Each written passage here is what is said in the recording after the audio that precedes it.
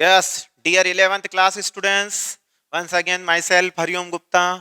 अब आप लोगों के लिए जो स्केलर प्रोडक्ट और डॉट प्रोडक्ट मेरे टॉपिक्स रह गए थे, मतलब कुल मिलाकर मैं वेक्टर्स में आपको वेक्टर्स क्या होते हैं, कितने टाइप के वेक्टर्स होते हैं, और वेक्टर्स का एडिशन क्या होता है, वेक्टर्स का सब्ट्रैक्शन क्या होता है, और साथ ही साथ वेक्टर्स में रिजल्टेंट कैसे निकालते हैं, वेक्टर्स का रिजोल्यूशन कैसे होता है, ये चीजें मैं आपको सिखा चुका हूं।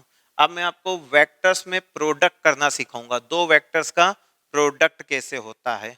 ठीक है, चलिए हम स्टार्ट करते हैं। पहले वेक्टर्स के बारे में थोड़ा सा एक बार रिकॉल करवा दूं मैं आपको। वेक्टर को जनरली हम ऐसे रिप्रेजेंट करते हैं, जैसे ये ए वेक्टर है, ये इसका टेल है, ये इसका हेड है, और इसके सर पर रिप्रेजेंटेशन के वक्त एक एरो यूज करते हैं। ये हमारा ए वेक्टर है। इसको सबसे पहले हम केवल एक सिंगल नंबर से मल्टीप्लाई करेंगे। नंबर से मल्टीप्लाई करेंगे तो क्या इफेक्ट होगा, मान लीजिए अगर मैंने इसको नंबर n बराबर 3 से मल्टीप्लाई किया, नंबर पॉजिटिव है तो डायरेक्शन में कोई चेंज नहीं होगा, जो डायरेक्शन वेक्टर की थी वही रहेगी। दूसरी बात, 3 है मतलब वो उतने टाइम्स बढ़ जाएगा, मतलब वेक्टर का मैग्नीट्यूड 3 टाइम्स हो जाएगा। देखिए अगर इसका मैग्नीट्यूड इतना है, अगर इसको मैं 3 टाइम्स करूंगा तो उसका मैग्नीट्यूड कितना हो जाएगा, जो नया आ रहा है आप उसको मान लीजिए कि वो ए डेस है, तो ए डेस क्या है, 3 टाइम्स ऑफ वेक्टर ए है, मतलब उसका मैग्नीट्यूड 3 गुना बढ़ा, डायरेक्शन नहीं। परंतु यदि मैं वहां ए के बजाय और 3 के बजाय -3 से मल्टीप्लाई कर दूं, अगर मेरा वेक्टर को मैं किससे मल्टीप्लाई कर दूं, -3 से, तो मैग्नीट्यूड 3 टाइम्स तो होगा, परंतु डायरेक्शन क्या हो जाएगी, उसकी रिवर्स हो जाएगी। ये जो ए डेस है मेरा नया वेक्टर, वो क्या है, -3 times of A vector. A vector का माइनस होना मतलब डायरेक्शन रिवर्स हो जाना। अगर हम इसको स्मॉलर लेस देन 1 वाले नंबर से मल्टीप्लाई करें, मान लीजिए कि मेरा कोई जो नंबर है वो पॉइंट में है, फ्रैक्शनल है, 1/2 है, उससे मैंने मल्टीप्लाई करा, तो अब क्या होगा, ये जो ए वेक्टर था उसका मैग्नीट्यूड क्या हो जाएगा, आधा हो जाएगा, क्योंकि आपने ए को किससे मल्टीप्लाई करा है, 1/2 से। तो जो नया वेक्टर आया है आपका ए डेस, वो क्या है, ए वेक्टर बाय 2, मतलब उसका मैग्नीट्यूड हाफ हो जाएगा, डायरेक्शन में कोई चेंजेस नहीं होगी। अगर माइनस का होता तो डायरेक्शन क्या हो जाती, चेंज हो जाती। तो ये किसी इंटीजर या नंबर या कोई फ्रैक्शनल नंबर से मल्टीप्लाई करने पे क्या इफेक्ट पड़ेगा, उसके मैग्नीट्यूड पे इफेक्ट पड़ेगा। तो ये तो बहुत इजी मल्टीप्लिकेशन था, इसमें कोई प्रॉब्लम नहीं थी। प्रॉब्लम क्या होती है, जब हम किसी ए वेक्टर को दूसरे वेक्टर बी से मल्टीप्लाई करें, तो मल्टीप्लाई करने के दो तरीके हैं। एक को हम कहते हैं डॉट प्रोडक्ट निकालना, और एक को हम कहते हैं क्रॉस प्रोडक्ट निकालना। ठीक है, ए डॉट बी और उसको ए क्रॉस बी, ए इंटू बी नहीं पढ़ते, ए क्रॉस बी वेक्टर पढ़ते हैं, और उसको ए डॉट बी वेक्टर पढ़ते हैं। अब इसका जो नाम है ए वेक्टर डॉट बी वेक्टर, इसका नाम है स्केलर प्रोडक्ट। क्यों है बताएंगे आपको। और ये जो ए वेक्टर क्रॉस बी वेक्टर है, इसका ही नाम है आपका वेक्टर प्रोडक्ट। तो स्केलर क्यों रखा, क्योंकि जब हम ए डॉट बी निकालते हैं तो जो आंसर आता है उसमें केवल क्या होता है, मैग्नीट्यूड होता है। उसमें क्या होता है, मैग्नीट्यूड होता है, मतलब डायरेक्शन नहीं होती है। डायरेक्शन नहीं होती, केवल मैग्नीट्यूड होता है, मतलब ये नंबर कैसा होता है, स्केलर वैल्यू आपके पास आई। जब हम ए क्रॉस बी करते हैं, A vector cross B vector करते हैं, तो आपको मैग्नीट्यूड प्लस डायरेक्शन दोनों प्राप्त होती है, इसलिए इसका आंसर आपका वेक्टर आंसर आता है। मतलब जब भी आप A vector cross B vector करोगे तो आपको एक नया वेक्टर मिलेगा, इसलिए इसको वेक्टर प्रोडक्ट कहा। और ए वेक्टर डॉट बी वेक्टर मतलब दो वेक्टरों का ऐसा मल्टीप्लिकेशन जिसमें आपको आंसर जो आखिरी में हाथ में लग रहा है वो केवल मात्र एक नंबर है, जिसमें किसी प्रकार का कोई वेक्टर नहीं है। तो अब मैं पहले सबसे पहले स्केलर प्रोडक्ट को सिखाऊंगा। किसको सिखाऊंगा, स्केलर प्रोडक्ट। आप इससे चिर परिचित हो, कोई पहली बार नहीं पढ़ रहे हो, आप ये क्लास 9th में भी पढ़ चुके हो, परंतु उस वक्त हमको स्केलर और डॉट प्रोडक्ट क्रॉस प्रोडक्ट हमारे टीचर ने नहीं सिखाया। इसको डॉट कहते हैं, इसको क्रॉस कहते हैं। अभी तो हम पहले सबसे पहले स्केलर प्रोडक्ट को सीखते हैं। स्केलर प्रोडक्ट क्या है? सबसे पहले मैं फॉर्मूला लिखना पसंद करूंगा, A vector dot B vector बराबर होता है mod of A mod of B. Mod तो समझते हो, ए का मैग्नीट्यूड इंटू बी का magnitude into cos theta. Theta is the angle between A vector and B vector. जरा आपको याद दिलाऊं नाइन्थ क्लास की, नाइन्थ क्लास में एक ऐसा सरफेस आपकी बुक में है, उसमें बताते थे, टीचर भी जब पढ़ा रहे होंगे, आप जहां से भी पढ़े होंगे, उसमें दिखाते हैं कि एक फोर्स एफ ऐसा लग रहा है। अगर फोर्स इस दिशा में लग रहा है, ये एंगल थीटा है, और डिस्प्लेसमेंट एस इस तरफ हो रहा है, बॉक्स का, बॉक्स इधर खसक रहा है, आप फोर्स इस तरफ लगा रहे हैं, तो उस वक्त आपको फॉर्मूला सिखाते थे वर्क का। तो वर्क का फॉर्मूला लिखते थे F vector dot S vector, और उसको लिखते थे एफ एस कॉस थीटा। क्या लिखते थे? F S cos theta.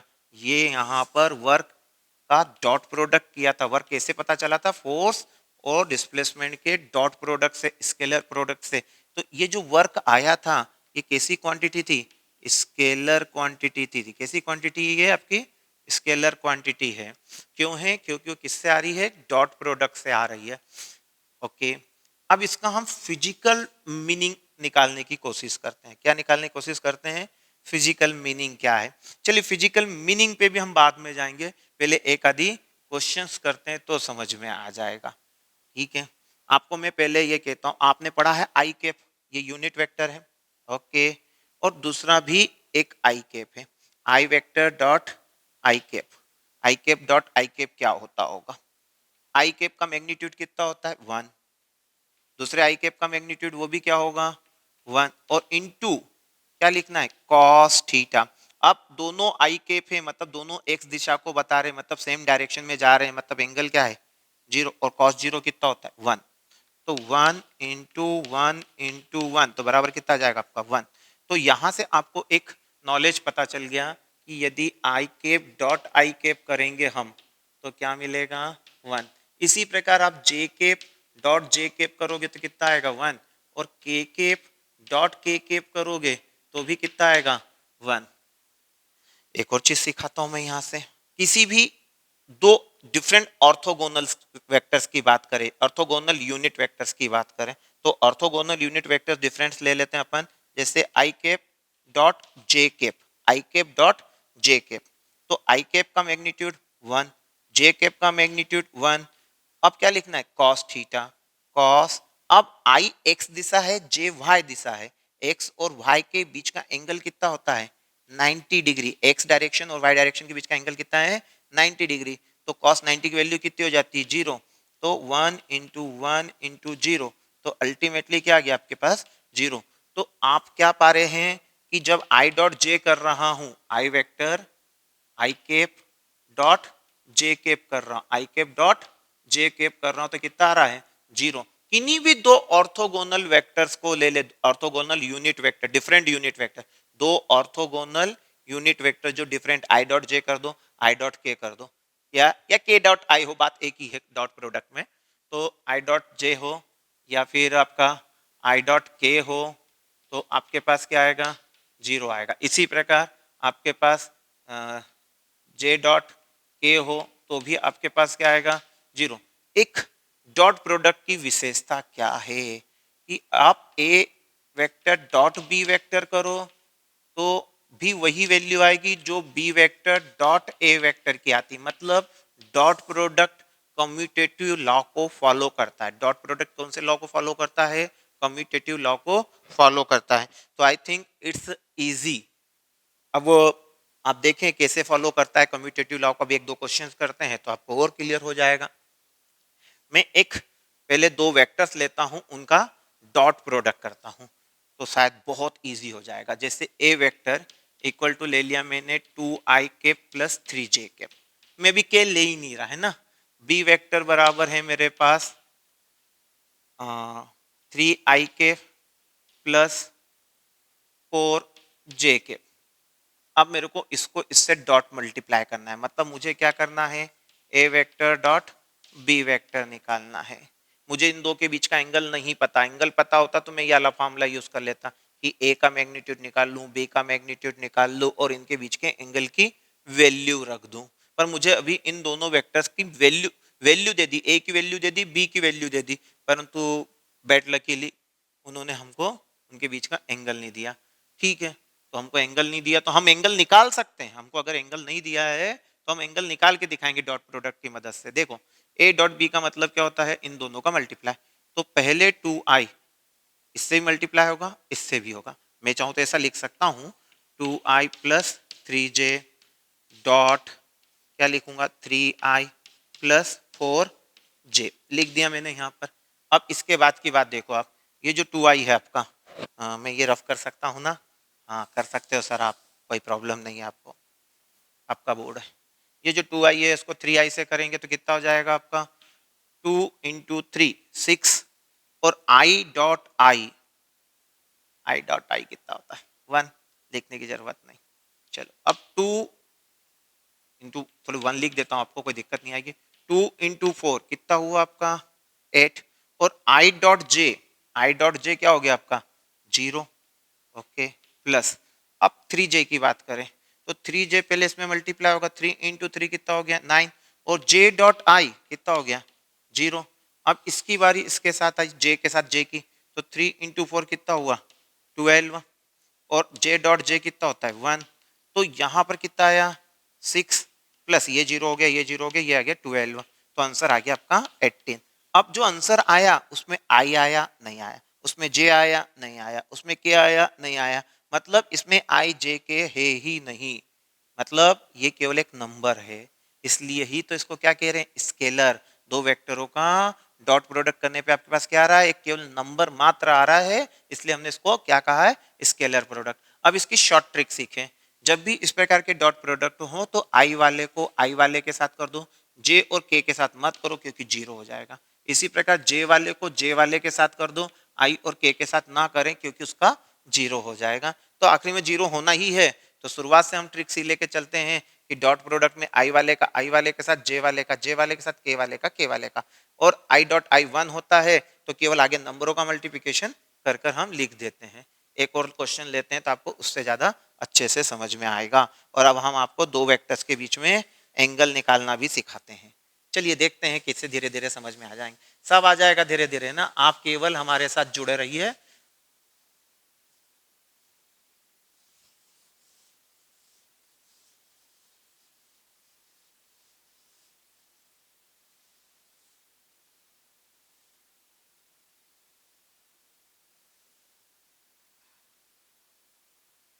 यहाँ पर एक ए वेक्टर लिया, इस ए वेक्टर का है वैल्यू आपके पास 3i के प्लस 2j के प्लस 7k के।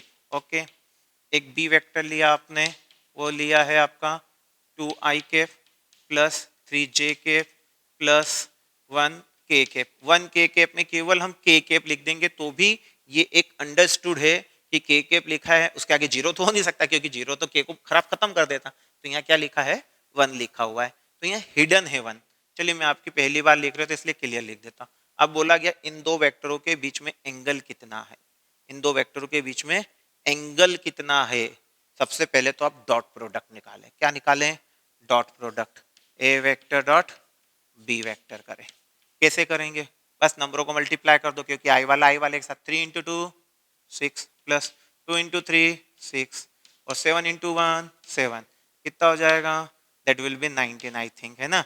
अच्छा 6 3 जा 18 एक 19, तो ये हो गया आपका ए वेक्टर डॉट बी वेक्टर की वैल्यू। गुड, आप देखो डॉट प्रोडक्ट निकाला आपने, उसमें कोई आई जे के आया क्या, नहीं आया, ये एक नंबर मात्र है, इसलिए इसको क्या कहेंगे, स्केलर प्रोडक्ट। अब हम क्या करते हैं, मॉड ऑफ ए निकालते हैं क्योंकि हमको एंगल निकालना है। तो क्यों क्यों मॉड ऑफ ए की जरूरत पड़ी वो भी हम सिखाएंगे। मॉड ऑफ ए मतलब मैग्नीट्यूड ऑफ ए कैसे निकलता है, रूट के अंदर आई के आगे जो भी नंबर लिखा है उसका स्क्वायर, प्लस जे के आगे जो भी नंबर लिखा उसका स्क्वायर, प्लस के आगे जो भी नंबर लिखा है उसका स्क्वायर।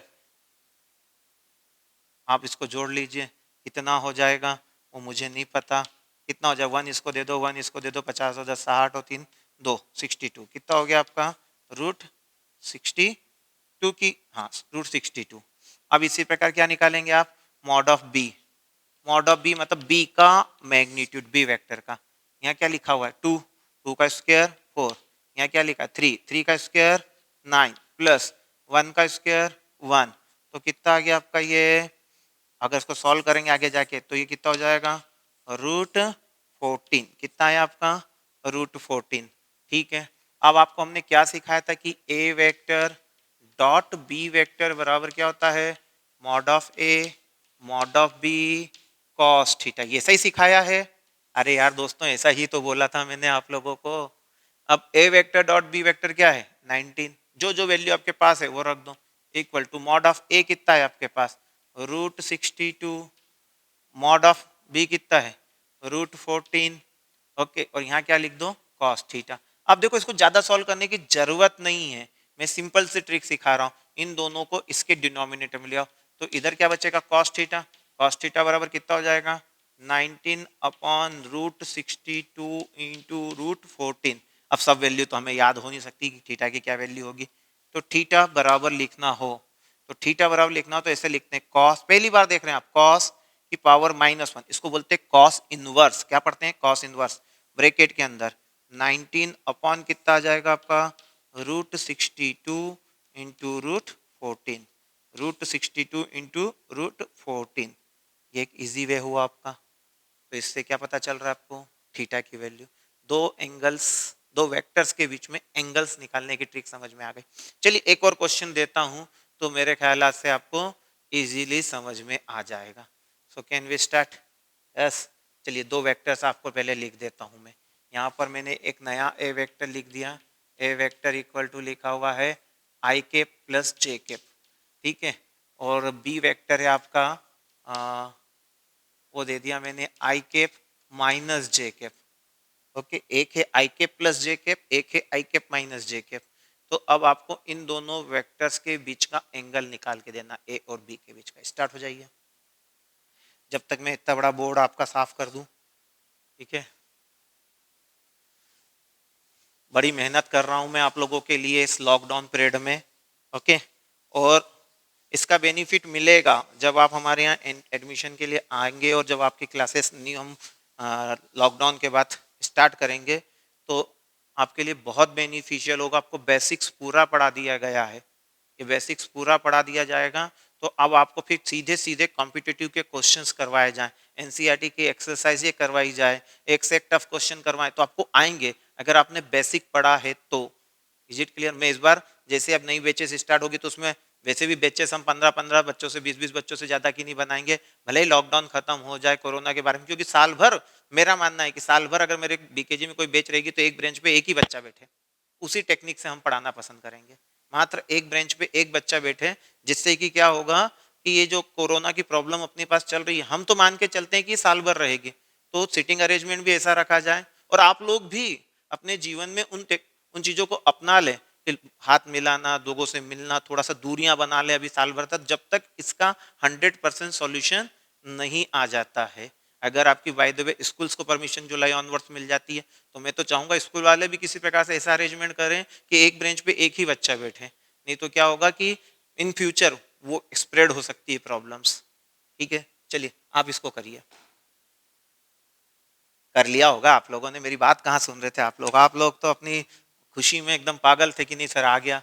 चलिए देखिए, आपको सबसे पहले क्या करना था, ए वेक्टर डॉट बी वेक्टर करना था। तो a vector dot B vector कैसे करेंगे हम, आई वाले नंबर का आई वाले के साथ, तो यहाँ तो 1 ही है, यहाँ पे 1 इंटू 1 कितना हो गया 1, फिर जे वाले का जे वाले के साथ, जे वाले का जे वाले के साथ, तो कितना आ जाएगा आपका, इसके साथ करेंगे तो +1 इंटू -1 कितना हो जाएगा -1, तो ये आंसर कितना आ गया 0। अब दो वेक्टरों का डॉट प्रोडक्ट 0 आना मतलब क्या होता है, नहीं पता अभी हमको सर, नहीं पता। चलिए ठीक है, नहीं पता तो कोई बात नहीं। देखिए, हमने आपको सिखाया कि पहले आप मॉड ऑफ ए निकालो, मॉड ऑफ ए कितना होगा, अंडर रूट के अंदर इसके आगे क्या लिखा है 1, 1 का स्क्वायर 1, प्लस इसके आगे क्या लिखा है वो भी 1, तो उसका भी स्क्वायर 1, तो कितना आ गया √2। चलिए mod of B, mod of B भी वही आएगा √2, क्यों, क्योंकि बस प्लस माइनस हुआ तो क्या हुआ, यहाँ 1 है तो 1 का स्क्वायर 1, और यहाँ -1 का स्क्वायर भी कितना आएगा, -1 का स्क्वायर भी 1 ही होना है आपका, तो इसके अंदर भी रूट के अंदर कितना आ जाएगा 2 आ जाएगा।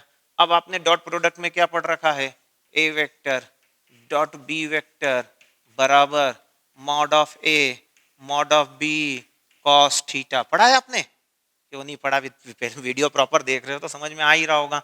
अब ए वेक्टर डॉट बी वेक्टर क्या है आपका, 0। मॉड ऑफ ए कितना है, √2। मॉड ऑफ बी कितना है, √2 और कॉस थीटा। अब आपको तो समझ में आ रहा है कि ये 0 नहीं, ये 0 नहीं है तो ये 0 होगा। क्यों? क्योंकि तीनों का प्रोडक्ट 0 आ रहा है, मतलब कॉस थीटा क्या है आपका, 0 है। कॉस थीटा 0 कब देता है, जब थीटा की वैल्यू क्या हो, 90 डिग्री। तो आपको एक चीज समझ लेना चाहिए कि यदि दो वेक्टर्स, दो नॉन जीरो वेक्टर्स, दो नॉन जीरो, ये कोई जीरो वेक्टर नहीं है। जीरो वेक्टर किसको कहते हैं, जीरो आई कैप, जीरो जे कैप, जीरो के कैप वाले को। तो अगर दो नॉन जीरो वेक्टर्स आपस में मल्टीप्लाई हो रहे हैं और उनका dot product, if A vector dot B vector क्या आ रहा है आपका, 0 आ रहा है, इसका मतलब है कि ए वेक्टर परपेंडिकुलर टू क्या है, बी वेक्टर है। ए वेक्टर परपेंडिकुलर टू क्या है आपका, बी वेक्टर। इसको उल्टा भी कह सकता हूं, if A vector perpendicular to क्या है, बी वेक्टर है, इसका मीनिंग यह है कि A vector dot B vector में क्या यूज कर सकता हूं, 0 यूज कर सकता हूं। ओके, चलिए कुछ समझ में आया होगा, नहीं भी आया तो कोई प्रॉब्लम नहीं। एक नया क्वेश्चन देता हूं आपको, और ये जो क्वेश्चन दे रहा हूं ये एग्जाम्स में पूछा जाता है। हाँ, a vector equal to, a vector equal to लिखा हुआ 3i cap minus j cap plus n k cap. Okay, b vector equal to लिखा हुआ है i cap minus 2 j cap plus 2 k cap. अब बोला गया if A vector perpendicular to b vector find n की value निकालना है। तो आप लोग निकाल सकते हैं, निकालिए। कैसे निकालेंगे इसकी वैल्यू, टिक टिक 1, टिक टिक 2, टिक 3, टिक टिक 4, टिक टिक 5, इतनी देर का ही क्वेश्चन था। सबसे सिंपल इसका डॉट प्रोडक्ट निकाले, 3 into 1 3, minus 2 into -1 +2। Okay, n into 2 2n equal to कितना आना चाहिए, 0, क्योंकि दोनों वेक्टर क्या है, परपेंडिकुलर है। तो a vector dot B vector equal to कितना आना चाहिए, उसने 0। फिर से एक बार देख लें, चेक कर ले, जल्दीबाजी टिक टिक टिक करने में गलत ना कर दिया। 3 इंटू 1 3, -1 इंटू -2 तो वो हो जाएगा +2, n इंटू 2 तो 2n। अब यहाँ से ये कितना हो गया 5, ये इधर आ गया तो 2n इक्वल टू कितना आ गया 5। तो n बराबर कितना आ गया आपका 5/2। Yes, very easy. तो इस प्रकार से भी आप जब दो वेक्टर परपेंडिकुलर होते हैं तो उनका डॉट प्रोडक्ट 0 होता है, उस कॉन्सेप्ट का आप यूज कर सकते हैं। कई फिजिकल क्वांटिटी से जो डॉट प्रोडक्ट के आधार पर निकाली जाती है, जैसे कि आपको अभी वर्क सिखाया था, वर्क बराबर होता है F vector dot S vector. एक और याद दिलाना चाहूंगा मैं, केवल जो आपकी पढ़ी हुई वही याद दिलाऊंगा, उससे ज्यादा मैं नहीं याद नहीं करवाऊंगा। पावर, पावर होता है F vector dot V vector, V velocity है, तो इस प्रकार से भी निकाला जाते हैं। तो ये अभी उतनी ही बात कर रहा हूँ जो आपने छोटी क्लासेस में पढ़ रखा है, पावर वर्क पढ़ा हुआ है। मैं कोई हायर क्लासेस की वैल्यूज और फॉर्मूले नहीं लिख रहा हूँ। अब मैं डॉट प्रोडक्ट का आपको फिजिकल मीनिंग समझाने की कोशिश कर रहा हूँ, शायद सोचता हूँ कि आपको उसका मीनिंग समझ में आए।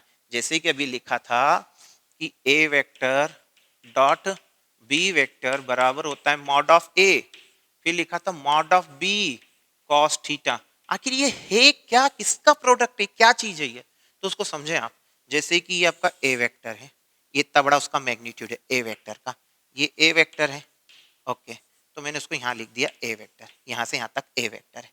ओके, और ये आपका बी वेक्टर है, और ये उनके बीच का क्या है, एंगल थीटा है। आप समझने की कोशिश करेंगे, इसका प्रोजेक्शन मैंने यहाँ निकालना चाहा, मतलब इसकी परछाई कितने हिस्से पड़ेगी, इस ये कितने हिस्से को ए को ढक रहा है, ए के कितने हिस्से को कवर कर रहा है, बस इतने हिस्से को अगर मैं इसे मिलाऊंगा तो ये जो हिस्सा है, ये हिस्सा जो है, इसको अगर मैं मान लेता हूँ x, तो मैं x अपॉन बी, बी का मैग्नीट्यूड, डायरेक्शन की बात ही नहीं कर रहा हूँ, मैग्नीट्यूड ऑफ बी बराबर कितना आएगा कॉस थीटा, क्योंकि बेस अपॉन हाइपोटेनियस क्या होता है कॉस थीटा। तो x इक्वल टू कितना हो जाएगा आपका b cos थीटा। समझ में आ रहा है? आप ध्यान से देखो, आप वास्तव में डॉट प्रोडक्ट निकाल रहे हो, मतलब ए वेक्टर जो है उसके मैग्नीट्यूड को इसके शेडो वाले हिस्से से, मतलब आप एक्स से मल्टीप्लाई कर रहे हो। ए वेक्टर और एक्स किसको कहते हैं अपन, ए वेक्टर तो जो था मॉड ऑफ ए, और फिर कितना जाएगा mod of B cos theta.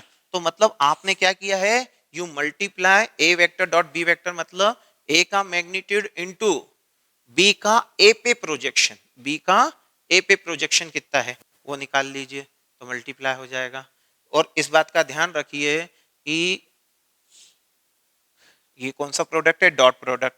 Dot product में A vector dot B vector करिए या B vector dot A vector करिए, दोनों ही कंडीशनों में आंसर सेम आएगा, क्योंकि ये कम्यूटेटिव लॉ को फॉलो कर रहा है। आप चाहे तो दो वेक्टर को इसे भी लिख लीजिए और आपस में उनको मल्टीप्लाई करके देखिए, आपको समझ में आ जाएगा। अब इसके बाद मैं आपको समझाने वाला हूँ क्रॉस प्रोडक्ट। क्या समझाने वाला हूँ, क्रॉस प्रोडक्ट क्या होता है। तो जब तक इसको नोट कर लीजिए, ओके, तब तक मैं पानी पी लेता हूँ।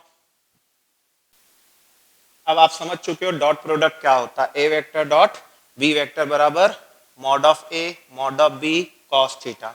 और डॉट प्रोडक्ट में जो आंसर आता है वो मात्र एक नंबर होता है, स्केलर क्वांटिटी होती है, उसमें कोई आई जे के कोई किसी प्रकार का वेक्टर नोटेशन नहीं होता है।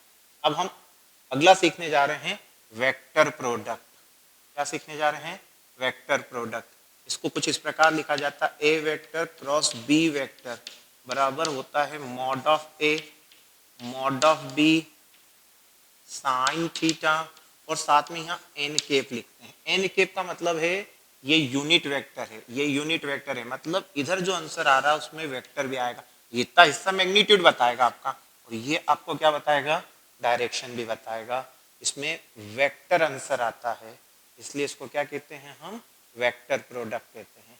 कुछ बातें पहले इंपॉर्टेंट नोट कर लें, फिर अपन समझेंगे। A vector cross B vector बराबर mod of A mod of B sine theta into n के। दूसरी चीज आप बहुत इंपॉर्टेंट नोट करेंगे, a vector cross B vector is not equal to b vector cross a vector. मतलब cross product commutative law को follow नहीं करता है। ए वेक्टर क्रॉस बी वेक्टर बराबर बी क्रॉस ए नहीं होता है। अब पहली बात तो क्रॉस प्रोडक्ट करते कैसे हैं, ठीक है, क्रॉस प्रोडक्ट का तरीका क्या है। मैं आपको एक पहले शॉर्ट ट्रिक सिखाऊंगा, फिर लॉन्ग ट्रिक सिखाऊंगा, सभी दोनों तो तरीके से आपको प्रोडक्ट करना सिखाऊंगा। और खास तौर से पहले ऑर्थोगोनल वेक्टरों पे ही हम अप्लाई करेंगे, आई जे के जो ऑर्थोगोनल यूनिट वेक्टर्स है, ट्रिपलेट्स हैं, उनके लिए करेंगे। आई वेक्टर, जे वेक्टर, और ऐसे आप लिख लें के वेक्टर। अगर आप आई क्रॉस जे करते हैं तो आपका आंसर के आएगा।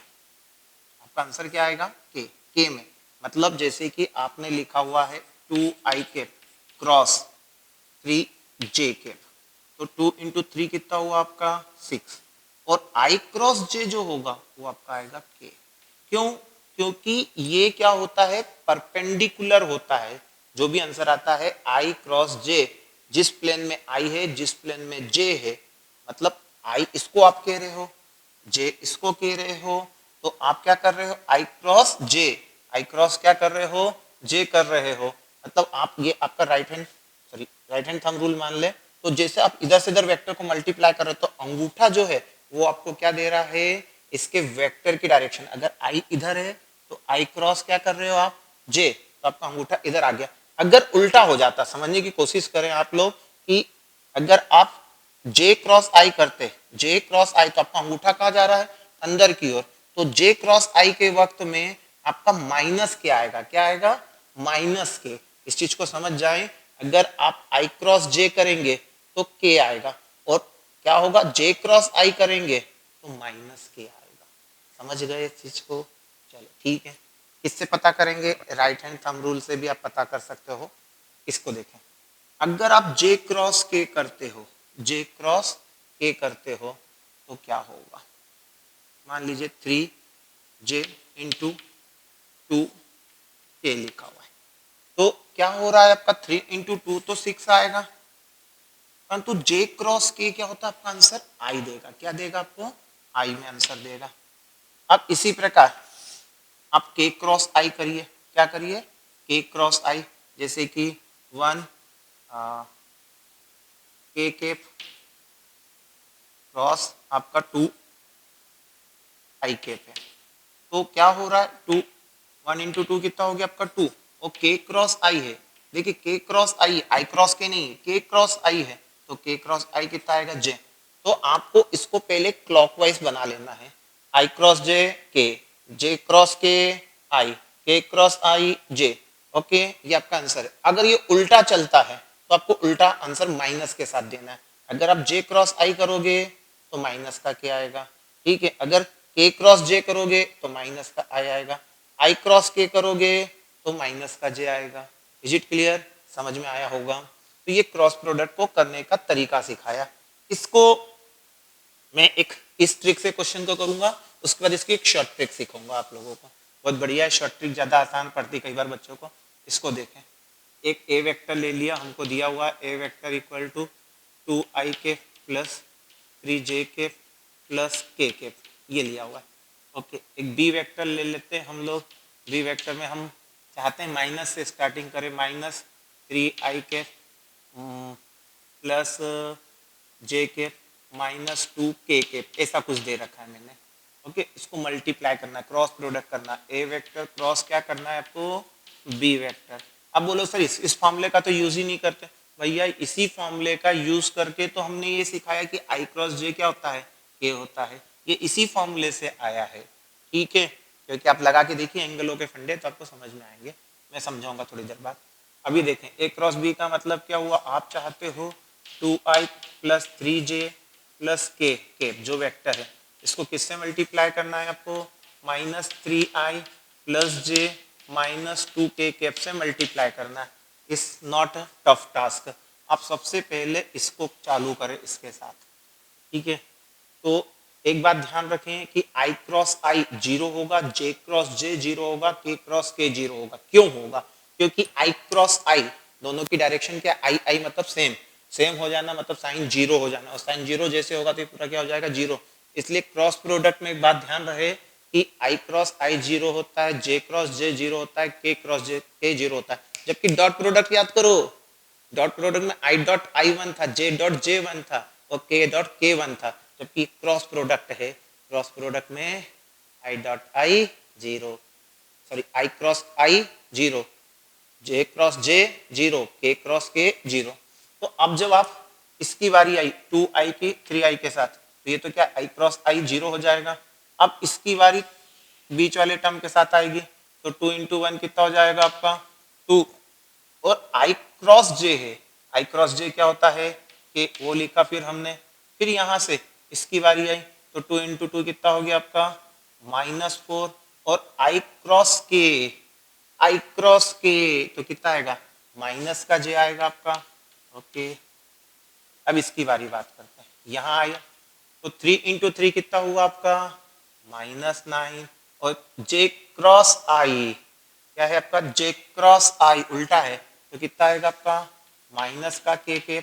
ओके, अब जे की बारी जे के साथ तो जीरो हो जाएगी, अब जे की बारी किसके साथ आएगी, के साथ।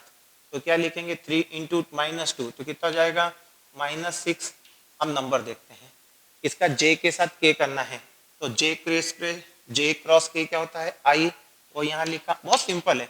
ओके, अब के की बारी है तो के पहले इसके साथ जाएगा, जान दो कितना है 1 इंटू -3 कितना हो जाएगा -3, और के क्रॉस जे, के क्रॉस जे, के क्रॉस जे उल्टा चलना पड़ा मतलब माइनस का आई आएगा आपका, ये माइनस का आई कैप लिखा। अब फिर के की बारी किसके साथ आएगी, जे के साथ, तो कितना है 1 इंटू 1 कितना हो जाएगा +1। अब के क्रॉस जे, के क्रॉस जे, के क्रॉस जे क्या होगा आपका माइनस का आई, ठीक है ना, के क्रॉस जे है ना, तो कितना आ जाएगा माइनस का आई। थोड़ा सा मैं देख रहा हूँ कहीं कुछ गलती हुई, यहाँ देख लेते हैं अपन एक बार। ये था के क्रॉस आई था ना, तो के क्रॉस आई, के क्रॉस आई तो प्लस का जे आना था। फिर से एक बार देख लूं मैं, कोई मिस्टेक ना हो जाए। ये जो के है इसको आई के साथ मल्टीप्लाई करना था, तो के क्रॉस आई क्या होता है जे, तो के क्रॉस आई के साथ यहाँ जे प्लस का आना था आपका, ठीक है। और के क्रॉस जे, ठीक है ना, के क्रॉस जे के साथ कितना आ गया आपका माइनस का आई। तो मेरे ख्याल से कोई दिक्कत नहीं हो रही होगी आपको, ये दिक्कत है क्या यहाँ से? नहीं है आपके पास। चलो इसको थोड़ा सा सॉर्ट आउट कर लें अपन, लिख लें किसी तरीके से। कैसे लिख लें आई वाले को एक साथ? ये कितना है, माइनस का 6i है और ये माइनस का i है, तो कितना हो जाएगा, माइनस का 7i। जे वाले को देख लें तो ये प्लस का 4j, क्योंकि माइनस आगे बाहर हो जाएगा, प्लस का 4j यहाँ है और माइनस का 3j यहाँ है, तो बचेगा केवल एक j। ठीक है, ये 2k वहाँ है और माइनस नहीं, माइनस माइनस के प्लस हो जाएगा, ये 9k है ये 2k है, तो कितना आ जाएगा आपका 11k के। इस प्रकार से आंसर आ गया, तो इट्स इजी, निकाल लिया। तो मैं इसका आंसर यहाँ लिख लेता हूँ कि मैंने पहले क्या निकाला हुआ, ए वेक्टर क्रॉस बी वेक्टर बराबर कितना आया है मेरा, -7i प्लस जे प्लस 11k। अब मैं इसको है ना एक दूसरी ट्रिक से आपको सिखाता हूँ, दूसरी ट्रिक से सीखेंगे हम। अधिकांश आगे आप जाओगे, बहुत सारी फिजिकल क्वांटिटी है, जैसे आपने कभी मुझसे सुना हो टॉर्क, है ना, टॉर्क हो, एंगुलर वेलोसिटी, एंगुलर एक्सेलरेशन हो या एंगुलर मोमेंटम हो, ये सब क्रॉस प्रोडक्ट से आती है। किससे आती है? क्रॉस प्रोडक्ट से आएगी। तो आपको क्रॉस प्रोडक्ट आना जरूरी है, इनके न्यूमेरिकल करते वक्त क्रॉस प्रोडक्ट का नॉलेज होना जरूरी। अब देखिए हम इसकी दूसरी ट्रिक आपको सिखाते हैं, मैट्रिक्स डिटर्मिनेंट्स मेथड बोलते हैं, ए क्रॉस बी। उसमें क्या करते हैं हम, आई जे और के को पहले ऐसी फर्स्ट लाइन में लिख लेते हैं। फर्स्ट रो में क्या लिख लिया, आई जे के लिख लिया। अब इसके आगे के नंबर कितने हैं, 2 3 और 1, 2 3 1, ये कितना है -3, यहाँ कितना है 1 और यहाँ कितना है -2। ये लिखने के बाद इसको सॉल्व करने की एक ट्रिक है, भले अभी आपने मैथ्स पढ़ा नहीं, आपको नहीं आता, मैं आपको सीधे सीधे कुछ भी नहीं, नाम भी नहीं बताऊंगा कौन सी मेथड है, आप तो केवल क्या देखें, यहाँ क्या लिखा हुआ पहला नंबर आई, तो ये आई लिखा, ब्रैकेट लगाया। आई वाली आड़ी लाइन खड़ी लाइन, मतलब रो और कॉलम दोनों ढक लें, आई वाले रो और कॉलम दोनों को हाइड कर लें। हाइड करने के बाद आपको ये केवल 4 नंबर दिखाई देंगे, तो इसको इससे मल्टीप्लाई करें, कितना आ रहा है आपका, कितना आएगा -6। फिर बीच में माइनस लगाना है और फिर इसको इससे मल्टीप्लाई करना है, कितना हो जाएगा आपका 1 × 1 1। ठीक है, अब आई प्लस का लिया है तो आपको जे किसका लेना है, माइनस का। जे की रो और जे का कॉलम हाइड कर ले, जे की रो और जे का कॉलम हाइड कर ले। अब ऐसा मल्टीप्लाई करें, 2 × -2 कितना हो जाएगा -4 और फिर फॉर्मूले का माइनस। अब इधर देखें, इसको इससे, क्योंकि ये नंबर तो हाइड है आपके, ये नंबर तो छिपे हुए हैं, आपको पता ही नहीं चल रहे, तो -3 × 1 कितना हो जाएगा -3। तो ये -3 लिखा मैंने, क्या लिखा -3, तो माइनस माइनस +3 कर दिया मैंने, ओके। फिर अब के प्लस का आएगा, के किसका आएगा, प्लस का, आई माइनस का, जे सॉरी आई प्लस का, जे माइनस का, तो फिर के प्लस का आपको लेना है। और अगर आगे भी होते तो इसी सीक्वेंस को हम फॉलो करते हैं। के वाली रो ये रही, के वाला कॉलम ये रहा, इसको पूरे को क्या कर लिया आपने, हाइड कर लिया, तो आपके पास यही नंबर बचे, तो इसको इससे मल्टीप्लाई करो, कितना हुआ 2 माइनस। ठीक है, अब इसको इससे मल्टीप्लाई करो तो कितना आएगा -9, क्या आएगा -9, तो माइनस माइनस क्या हो जाएगा +9। अब यहां से देखें, समझने की कोशिश करें, कितना हो जाएगा -6 और -1 -7i। यहाँ देखेंगे अपन तो यहाँ क्या बचेगा -1 और -1 यहाँ आएगा तो ये हो जाएगा +1, तो केवल प्लस का जे के बचेगा। ये देखें 9 और 2 क्या हो रहा है 11, तो कितना आ जाएगा 11k। अब हमारे पास जो पहले आंसर आया था उससे मिलाओ, -7i -7i +jk तो यहाँ क्या है 11k तो 11k। इस प्रकार से हम क्या कर सकते हैं, दो वेक्टरों के क्रॉस प्रोडक्ट को निकाल सकते हैं। और वेक्टर्स में जब क्रॉस प्रोडक्ट होता है तो आप इस राइट हैंड थंब रूल वाले कॉन्सेप्ट को अप्लाई करें। ठीक है, अगर आपका एक ए वेक्टर है और ये बी वेक्टर है, इसी प्लेन में है दोनों, और अगर आप ए वेक्टर क्रॉस क्या कर रहे हैं, बी वेक्टर कर रहे हैं, इधर जा रहे हैं, तो आप इस प्रकार से जा रहे हैं तो आप प्लस दिशा में बाहर आ रहे हैं जेड की, तो आपका इस दिशा में आपको रिजल्टेंट पता चलेगा, मतलब perpendicular to ball outward.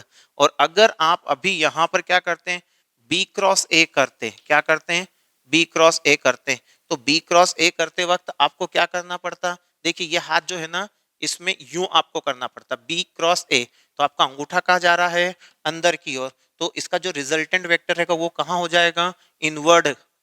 Is it clear, मतलब वो हमेशा उस प्लेन के परपेंडिकुलर होता है जिस प्लेन में दोनों वेक्टर होते हैं। जैसे ए और बी का क्रॉस प्रोडक्ट करना है तो ए और बी जिस प्लेन में होंगे उस प्लेन के परपेंडिकुलर ही आंसर आएगा ए क्रॉस बी, या तो प्लेन के आउटवर्ड या प्लेन में इनवर्ड। वो आपको ये रूल मैंने सिखा दिया है, इससे आप निकाल सकते हैं। चलिए एक दो फिजिकल क्वांटिटी में आपको समझाऊं जिसमें हम क्रॉस प्रोडक्ट की हेल्प से उन फिजिकल क्वांटिटीज को लिखते हैं। केवल अभी फॉर्मूला सीख रहे हैं और फिर जब इनके न्यूमेरिकल्स करेंगे क्रॉस प्रोडक्ट से तो आपको सब समझ में आएगा। A cross b is not equal to b cross a, उसका कारण क्या है?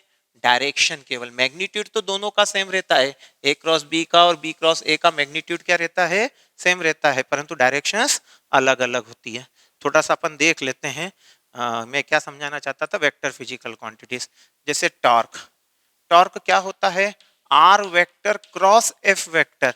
आर क्या है, एफ क्या है? जैसे कोई ये एक एक्सिस है, इससे कुछ दूरी पर एक ऐसा ऑब्जेक्ट है, ये गोल घूम रहा है, रोटेशन के अंतर्गत है ना। तो जब हम इससे फोर्स लगाते हैं, ये एफ है और ये उसका आर है, तो हम आर क्रॉस एफ करते हैं। चलिए, कई बार एंगल हमेशा 90 हो जरूरी नहीं है। आपने एंगुलर मोमेंटम एल सुना हो, एंगुलर मोमेंटम एल भी क्या होता है? R cross linear momentum. ये आर क्या है? एक्सिस से परपेंडिकुलर डिस्टेंस, और एफ क्या है? फोर्स है। इसी प्रकार यहाँ आर क्या है? एक्सिस से परपेंडिकुलर डिस्टेंस, और पी क्या है? Linear momentum. आप बहुत सारी चीजें पढ़ोगे। Angular velocity, angular velocity v cross r आ जाएगा आपका। तो इस प्रकार की आपको हम बहुत सारी फिजिकल क्वांटिटीज पढ़ाएंगे जो वेक्टर प्रोडक्ट से आएगी, पर वो टाइम पर आएगी। अभी सब रटवा के मुझे कोई मतलब नहीं है। मेरा उद्देश्य है कि मैं आपको क्रॉस प्रोडक्ट करना सिखा दूं, डॉट प्रोडक्ट करना सिखा दूं, क्रॉस प्रोडक्ट में डायरेक्शन कैसे पता करते हैं वो सिखा दी जाए। डॉट प्रोडक्ट में कम्यूटेटिव लॉ फॉलो होता है, क्रॉस प्रोडक्ट में कम्यूटेटिव लॉ फॉलो नहीं होता है। डॉट प्रोडक्ट में आई डॉट आई वन होता है, जे डॉट जे वन होता है, के डॉट के वन होता है। वहीं हम किस में बात करें क्रॉस प्रोडक्ट में, तो आई क्रॉस आई जीरो होता है, जे क्रॉस जे जीरो होता है, के क्रॉस के जीरो होता है। डॉट प्रोडक्ट में हम क्या करते हैं? A vector dot B vector बराबर होता है mod of A mod of B cos theta. Cross product में होता है A cross B vector, A vector cross B vector बराबर होता है mod of A mod of B sine theta N cap. N cap क्या बताता है वहां पर? डायरेक्शन बताता है। अब हम इसके फिजिकल मीनिंग की ओर फिल करें कि इसका फिजिकल मीनिंग क्या है। चलिए समझते हैं हम इसके फिजिकल मीनिंग को कि ए क्रॉस बी, तो चलो समझ में आया कि ए क्रॉस ए डॉट बी समझ में आया। अब हमको ए क्रॉस बी का फिजिकल मीनिंग समझना है। फिजिकल मीनिंग वो क्या कहना चाहता है, किसका प्रोडक्ट करना चाहता है, समझ में आ रहा है? ए डॉट बी समझ में आया, तो ए क्रॉस बी का फिजिकल सेंस क्या है? किस किस के कौन कौन सी वेक्टर क्वांटिटी? ए तो है ही है, और बी साइन थीटा क्या हुआ? बी का परपेंडिकुलर प्रोजेक्शन है, मतलब उसका बेस प्रोजेक्शन नहीं है, वो उसका परपेंडिकुलर प्रोजेक्शन है। आप मेरे डॉट प्रोडक्ट वाले को देखिए तो आपको क्रॉस प्रोडक्ट का समझ में आ जाएगा। सो आई होप सो कि जो आज का लेक्चर है उसको आप करेंगे। मैं इसके बाद डॉट प्रोडक्ट और क्रॉस प्रोडक्ट पे जो कॉम्पिटिटिव एग्जाम्स में जिन लॉजिकों पे क्वेश्चंस आते हैं उसके कुछ क्वेश्चंस करवाने के लिए 40 मिनट का एक और वीडियो बनाऊंगा। जितना आप डॉट प्रोडक्ट और क्रॉस प्रोडक्ट को समझ सकते समझिए, बहुत ही इंपॉर्टेंट है। मैं आपको वेक्टर सब्ट्रैक्शन अभी ज़्यादा इसलिए नहीं सिखाया क्योंकि वेक्टर सब्ट्रैक्शन में सीधे कहाँ सिखाऊंगा? जब मैं आपको रिलेटिव वेलोसिटी सिखाऊंगा, क्योंकि रिलेटिव वेलोसिटी वेक्टर सब्ट्रैक्शन से ही आती है। जब दो वेक्टरों को ऐड किया जाता है वही लॉजिक सब्ट्रैक्शन में भी काम आता है। बस ए वेक्टर माइनस बी करना हो तो बी को क्या करो? नेगेटिव करके ए के साथ जोड़ दो, तो हम सीख जाएंगे। हम जब रिलेटिव वेलोसिटी पढ़ेंगे तो हम सब्ट्रैक्शन ऑफ वेक्टर्स भी सीखेंगे। तो thank you for supporting me, और आप हार्ड वर्कआउट करें। जितने भी आपके फ्रेंड्स हैं मैं चाहूंगा प्लीज हमारे इस चैनल को फॉरवर्ड करें, जिससे कि हम लॉकडाउन पीरियड तो क्या भविष्य में भी उन बच्चों के लिए हेल्पफुल रहेंगे। फॉर एग्जाम्पल, अगर आपने फर्स्ट यूनिट का आपके स्कूल में टेस्ट है और आपके पास फर्स्ट यूनिट के मेरे पास लेक्चर्स भी है और मटेरियल भी है, तो आप जब एग्जाम देने जा रहे हो तो आपको स्कूल में टेस्ट देने जा रहे हो तो ये सब पूरा काम आएगा। अभी मैं स्कूल लेवल का ही पढ़ा रहा हूँ, स्कूल लेवल के बाद इसमें कुछ कुछ क्वेश्चंस कॉम्पिटिटिव लेवल के भी करवाऊंगा, बाकी भी ज्यादा कॉम्पिटिटिव लेवल के नहीं डाल रहा हूँ। पहले हमारा उद्देश्य कि 11th की बुक हमको पढ़ते आ जाए, 11th की बुक में क्या क्या लिखा है वो समझ में आ जाए, थ्योरी समझ में आ जाए, फिर हम उसके न्यूमेरिकलों पे अटैक करेंगे। एकदम हाई फाई न्यूमेरिकल को सीधे अटैक नहीं करना है। हमारे दिमाग में आईआईटी जेई है और होना भी चाहिए, करना भी है, नीट भी क्लियर करना है, परंतु उसके लिए पहले बेस स्ट्रांग होना जरूरी है, और बेस स्ट्रांग होगा तभी आप कर पाएंगे इन कॉम्पिटिटिव एग्जाम को फाइट। कोई आपके माइंड में ये भर दे कि नहीं ये वाली बुक सॉल्व करो, एचसी वर्मा सॉल्व करो, तो ये करो। अभी शुरुआती दौर में हमें किसी बुक को सॉल्व नहीं करना है। शुरुआती दौर में हमारे एनसीईआरटी के क्वेश्चंस अगर हमें आ जाते हैं, मतलब हमको बहुत कुछ आ रहा है, उसके बाद हम नए टाइप के क्वेश्चनों की ओर मूवमेंट करेंगे। Thank you to all of you.